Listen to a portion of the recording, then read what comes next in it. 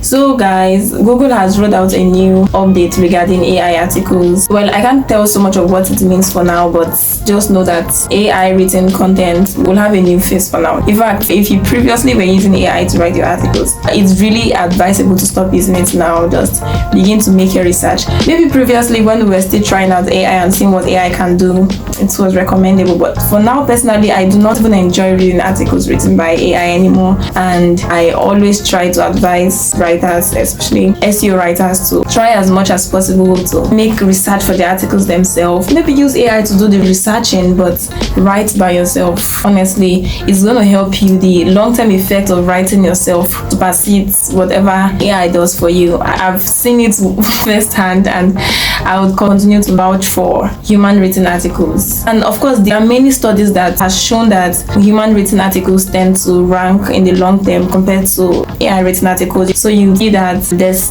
just so much that AI articles can do for your website. But if it is giving you what you want, then it's fine. Go ahead with it. Only that Google has this new update, so you may want to make a shift this year.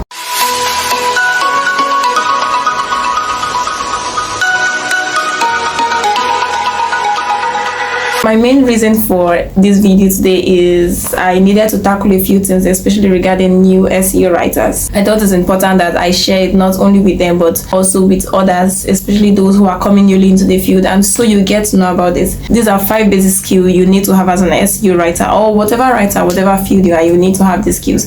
They are very important. They would help you, and they help to ensure that your writing pass better to your audience. So the first of the basic skills you should have as an SEO writer is, as a writer generally, whether content writer, business writer, whatever writing you are into, is clarity. Clarity is so important. So I've read many articles and I can't even go past the introduction because of how complex and how technical everything is. It's hard to understand. The language structure is heavy. You have to use the dictionary, or you just have to settle down to read things. And in a fast-paced world like ours, you want to help your readers get an information as soon as possible. You want to pass your information across in the shortest period of time. And one way to do that is through basic words, using the everyday terminologies that people use in their conversation. One advice you'd often get as a writer is write in the language you speak, or write with the language you speak. So instead of using words like this camera is bogus, you could say fake. Everybody knows what fake is. I don't have to stop and think twice. What does bogus mean? Is it what I think it means? Best fit, write in the language you use. Write like you speak.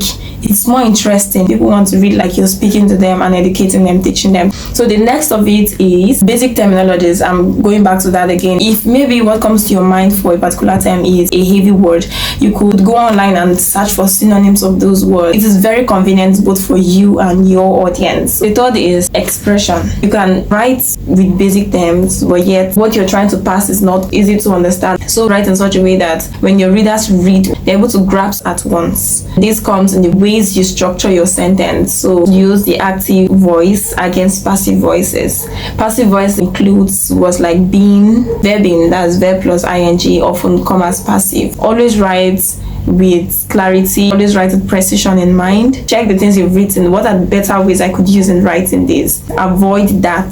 PHAT makes a sentence long, it makes it winding.